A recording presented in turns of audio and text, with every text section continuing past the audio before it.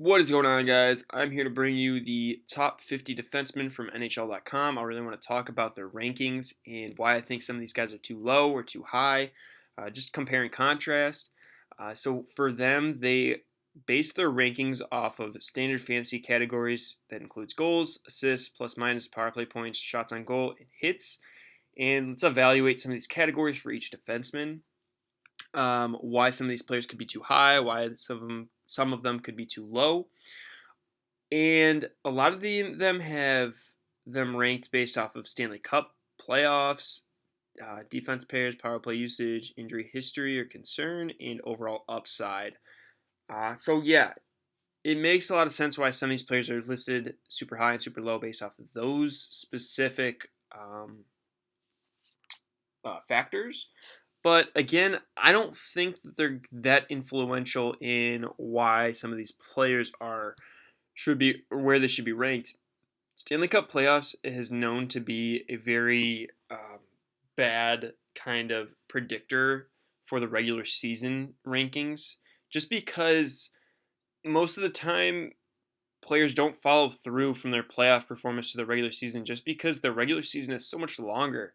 You have to endure um, a lot more battles and stuff like that. So some players that like maybe are more durable than others will play better towards the middle or end of the season, and some of them will play better in the beginning of the season. As you can see, like John Carlson started off electric, dynamite for the first 30 games, I believe it was, and then he started to slow down quite a bit. I think he had like 30 points in the first 20. I don't know. I don't remember that. But anyways, they have Victor Hedman at number one. It actually kind of makes a lot of sense. He's going to have, above average goals, above average assists for defensemen, and then he's going to have a high plus minus, very high power play points. Shots on goal will probably be mediocre, probably low end for a top end defenseman. And then his hits will probably be, again, kind of average or maybe slightly below average for defensemen. John, and he's also been consistent too. That's the thing with Victor Hedman. He's been a consistently top end defenseman. I think that's why they have him ranked at number one. Well, actually, probably because of his playoff performance. He almost set like a record or something like that for goals. But anyways, aside from him, they have John Carlson at number two. John Carlson, a guy that set the season on fire last year. He set the whole NHL on fire. He was dynamite. He was electric, whatever you want to call it. He scored a lot of goals. I think he had 16 goals, 69 games, pretty high. His assists were like 60 in. So I think he was over a point per game when the season ended, but he was only over a point per game by like 7 points. Either way, John Carlson was phenomenal. I would actually, I really do like him at number two. He will have a lot of shots on goal. His hits will be subpar. A lot of goals, probably a lot of assists. Definitely a lot of assists. He's had 60 and 57, I think, the seasons before that, and he plays a lot of games. So I do really like John Carlson at number two, or even at number one. His plus minus though is not going to be as high as the Victor Hedman's. John Carlson might actually have a lower plus minus than people might think, just because this past season was just so great. It's just hard to put him on what type of plus minus he'll have. I think it'll probably be like a plus 12, plus 13, but Victor Hedman will probably be like more of a plus 26, plus 27. But John Carlson will manage to keep up with power play points as well. But he does score a lot of his points on even strength, which is a little bit unfortunate for him to catch up to Victor Hedman in terms of these rankings. So 1 and 2 makes a lot of sense here. And then when we get to number 3, 4, and 5, that's where things get a little bit weird. Cale Makar at number 3, I can see it, definitely. In his past, I think in college he had high goal totals. In BCHL, he had high goal totals. And now he's got high goal totals. I think he had 12 goals in 68 games. That's pretty high for a rookie defenseman. Actually, very high.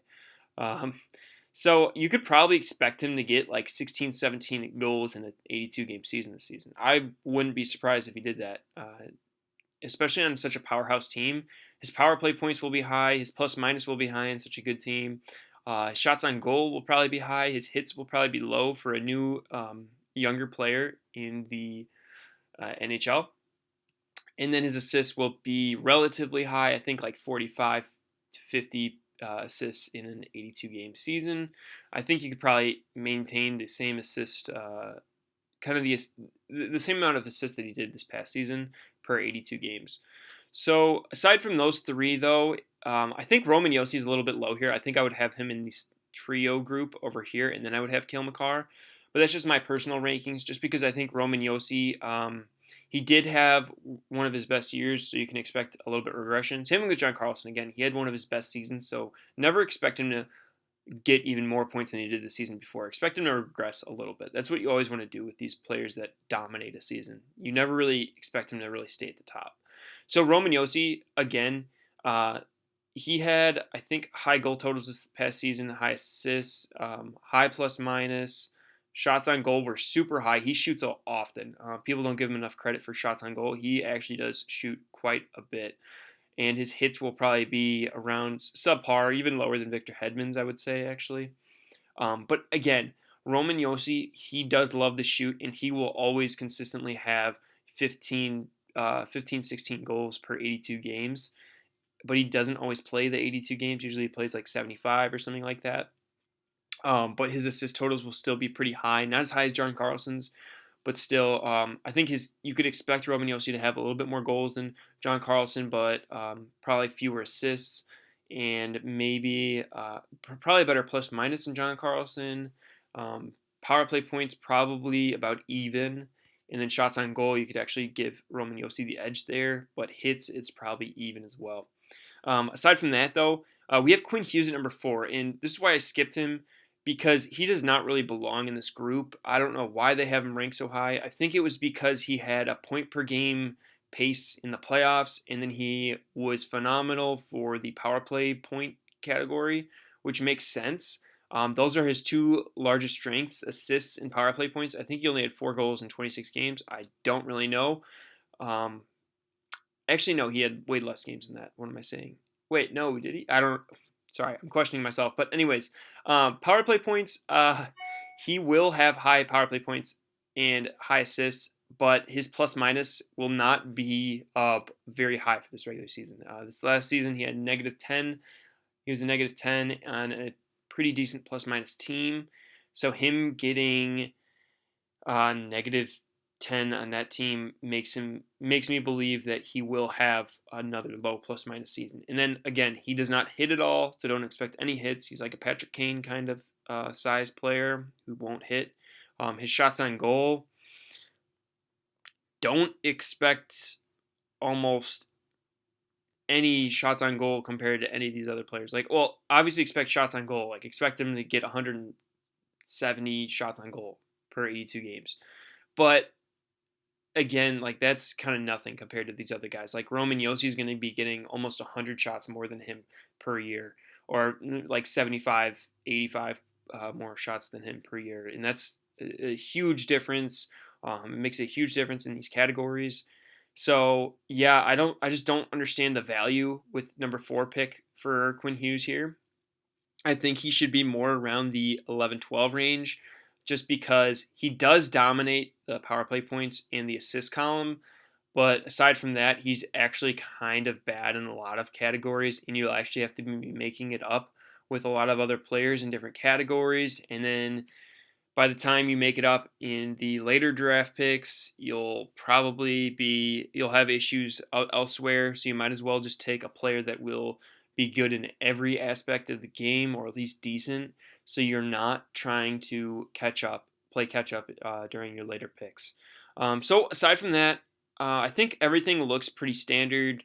Morgan Riley at number 8, it's pretty fair.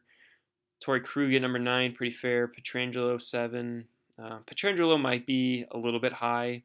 I like Brent Burns at number 10 for value, just because he's going to have, again, a lot of shots. His plus minus will be bad, so if you're really trying to go for plus, like all of the categories, then yeah, I would probably rank him pretty low. But if you're trying to ditch the plus minus category and go for all the other categories, he does provide a lot of power play points. He'll provide a lot of shots on goal. His hits won't be too bad, and his goals will be pretty good. And his assists will be pretty decent. So Everything other than the plus minus, he'll actually be pretty good. Shots on goal, though, expect him to have a lot of shots on goal, even though he's kind of aging out and getting out of his prime. I would actually maybe take him if you're trying to rule out those categories. I would take a late round flyer on him for maybe around the 7-8 mark for a defenseman. Nothing wrong with that. Miro Heiskanen, though, at number 11, there's huge issues with this. Miro Heiskanen is not. His team is a very defensive style team in the regular season, and then he exploded in the playoffs for I think a point per game player, high power play points in the in the playoffs. So he did have a lot of power play points. Expect a high power play point total. His plus minus won't be all that bad. His assists though, don't expect too many assists or goals from him in terms of in relativity to a lot of these other players, just because Miro Heiskanen will not have that many goals and assists in terms of just because his team's so defensive. But like when you're trying to compare it to some of these other top end defensemen that are here, like Torrey Krug, Brent Burns, Seth Jones, or Zach Werenski, or even Erik Karlsson, he will not get nearly as many points as them. So I would kind of rule that out in terms of goals and assists. For I think it would probably be below average, maybe above average, and then you have a above average, below average category stat line for a defenseman. And when you have so many below average stat lines for a defenseman, I think that's when your value drops significantly. So that is why I have Miro Heiskanen probably around the. I would actually probably take him around the Keith Yandel, Drew Doughty range around here for their rankings. But anyways, aside from him, I don't think there's a problem with having Seth Jones at number 12. He could have a bounce back season, although it's not really looking like that. And then we've got Erik Karlsson at number 14. Again, if you want to disregard a couple of these stat lines like plus minus, and probably you're probably going to be sacrificing your goals as well, taking Erik Karlsson pretty high. He will provide a lot of assists and power play points for a defenseman, but maybe his shots on goal and hits might be high too. I don't really remember, but Erik Karlsson has been slipping in the ranks, so it does make sense for him to drop this low. Although I would take a Kris Letang over him. I think it's ridiculous that Kris Letang's number 15. Even with his injury history, I would still take him pretty high just because Kris Letang is a guaranteed top end defender for all these categories for when he is actually playing. He does provide goals. He does provide assists. So he's going to be above average in these two categories. Probably average in the plus minus, maybe above average depending on how he does. His power play points, again, above average. Shots on goal, above average. Hits, above average. All these categories that he's kind of dominating in. That's why I had him in this top tier for a defenseman in my rankings. But yeah, I think that he is very undervalued here. I think he should be maybe in this category. Again, Alex Pietrangelo, he's going to be on Vegas Golden Knights. It's not even a guarantee that he has a stat line similar to what he had this past season.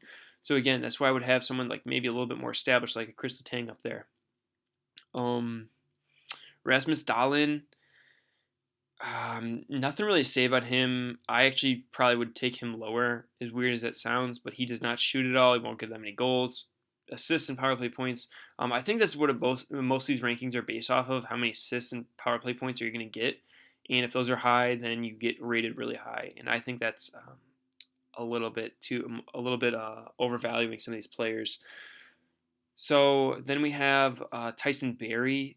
I like that pick at number 17. Makes sense. John Klingberg. A lot of these are pretty standard from here on out. Tony Deangelo kind of sticks out to me just because he had an outlier of a season this past season. At number 23, that's pretty low. I expect him to still be the top guy for their power play unit. So high power play points, probably high goal totals. I think I did overvalue him in my drafts personally. I looked back at it, and I think that he did have a little bit of an outlier of a season, and you can't really expect that for this season as well. So I have him with high goal totals this season, but in reality, I think that he'll probably have around like 14, 15 goals probably 14 goals around in an 82 game season. His assists should be pretty decent. Plus minus should be pretty good. Power play points probably pretty average for a defenseman. He'll probably shoot a lot. His hits, I don't know. But yeah, him this low, it kind of makes sense. At the same time, it kind of doesn't. I would probably take him around this group. Like if I were to pick one guy from this group, I would probably take Tony Deangelo. So that's why I had him rated high. But then again, some of these other guys are a little bit too high ahead of him. And then when we get deeper, no one really sticks out except for Ryan Pulock. Ryan Pulock, although he does make a lot of his points for my leagues in block shots, which they do not count. So Ryan Pulock at number 40, I think it's actually still a bit low. You can probably expect him to get a decent plus minus. Probably good goals and assists for where he's at. Probably above average for both of those. Pretty above average for here. And then I think he's good in the hits and shots on goal column. But anyways, he does have a rocket of a shot. I think they're going to keep him on the power play, so I think he might get a few power play points this season. I can't really say for sure, but I think that at number 40, that's a little bit of a steal. Aside from that, I don't really have any other comments to make on players that will do super well for fantasy purposes. I think if I were to look at some of these just miss players, to say like players with huge upside, I would probably say Filip Hronek, very talented Detroit defenseman, but again, he would probably be a real negative stat line in the plus minus as you saw last season. He was probably like a minus 30 something. That's insanely low. Ryan Graves, he does well in the block shots hits column and plus minus column. I think he led the league in plus minus. Not a bad pick for a late defenseman. I would probably take him over a few of these other guys. Rasmus Sandin, another defenseman from Toronto with a lot of potential to become an offensive-minded defender. Jacob Chychrun, he's on a very defensive-style team, so I don't expect his ceiling to be too high this season. So, aside from that, I really have no other comments. Compared to my own rankings, some of these guys are definitely way lower or way higher than I expected. But again, a lot of these rankings are based off of the Stanley Cup playoffs, which I think should not factor into when you draft these players. So that is my take on these guys. I hope you enjoyed it. Thank you.